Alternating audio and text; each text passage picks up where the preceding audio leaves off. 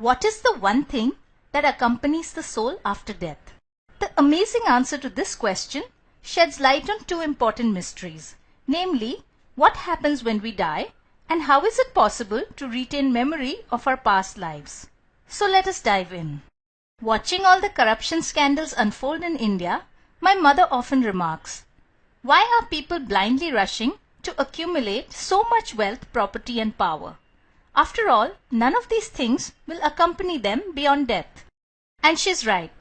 Whatever be our cherished worldly possessions, those which we mistakenly use to determine our self-identity, such as our job, our wealth, home and car, even our bodily appearance, one day when we die, we shall have to let them all go in one clean sweep. We came empty-handed into this world and empty-handed we shall go. However, while we cannot take our material possessions with us, there is one highly critical yet deeply overlooked thing which we do take with us when we die. This thing is our mind. And unless we have attained to samadhi in this life, our mind will accompany our soul after death in its journey onto the other side. This fact has been explained by Swami Vivekananda when he said, "This Atman or soul goes through birth and death accompanied by the mind." It is only because we are able to take our mind, the real storehouse of all impressions, with us after death, that an unbroken continuity can be maintained between all our previous births and the current and future ones. But how exactly does the soul take the mind with it after death?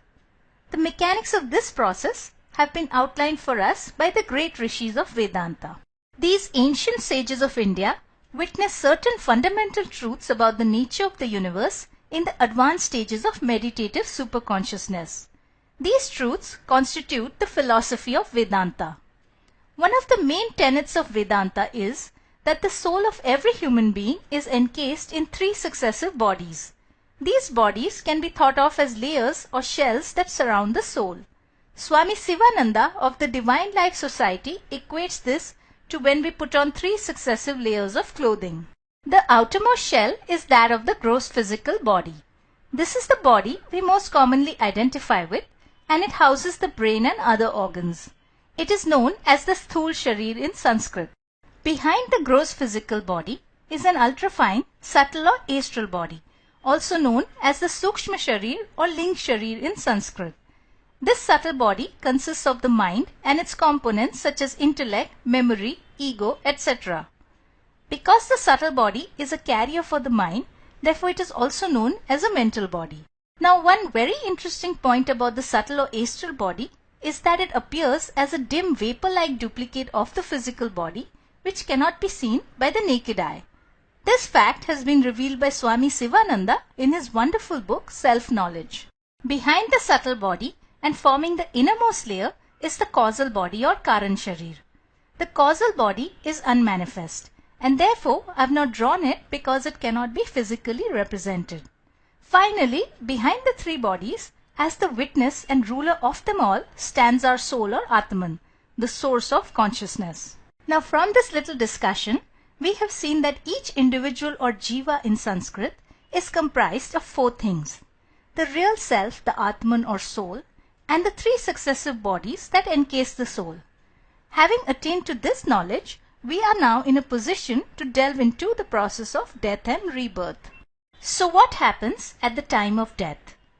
According to Vedanta philosophy, at the moment of death, the soul and the inner 2 cores separate from the outermost covering of the gross physical body, and the soul, clothed in the subtle and causal bodies, journeys on. Thus says Swami Sivananda, death is only a separation of the subtle or astral body from the physical body. Just as a person passes from one room to another, the soul passes from the gross plane of existence to the subtle. Now, this subtle body or Sukshma Sharir, as we have seen earlier, is the carrier for the mind. Till a person is living, he or she is clothed in all 3 bodies, and the mind is merged with the brain and body. But upon death, the physical body is shed, and as Swami Vivekananda has explained, the soul goes out and carries part of the mind with it. Furthermore, as both Vivekananda and Sri Aurobindo have revealed, it is our mind and not the brain which is the real storehouse of all impressions or sanskars. Everything that we have ever thought, every action that we have done, is lodged in the mind. in the lower layer of the Chitta or subconscious mind, the impressions of all things seen, thought, sensed and felt are recorded. For this reason, even though the brain has been left behind at death, a lifetime of impressions or sanskars stored in the subconscious mind accompany the soul after death.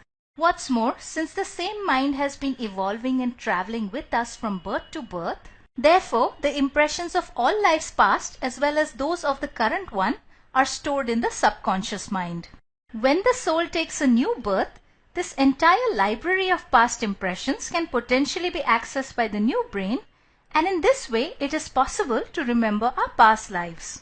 Now, in the normal course of things, these past life impressions remain buried deep within the recesses of our subconscious mind, and therefore most people are unable to recall their past lives. However, in certain special situations, such as when a soul reincarnates quickly without spending too much time in the subtle world, or through hypnosis, or through certain highly evolved yogic processes such as Kundalini awakening, it is possible to remember events from the immediate or some or even all of our past lives.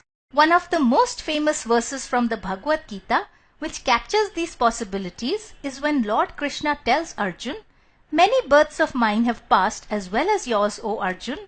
I know them all, but you know them not." Even Lord Buddha remembered many of his past lives, including the times when his soul was evolving through animal births. This brings us to the end of our presentation. Thank you so much for watching. If you have further questions in your heart surrounding God, soul, consciousness, life and death, then be sure to visit my website, The Spiritual Bee, at www.spiritualbee.com.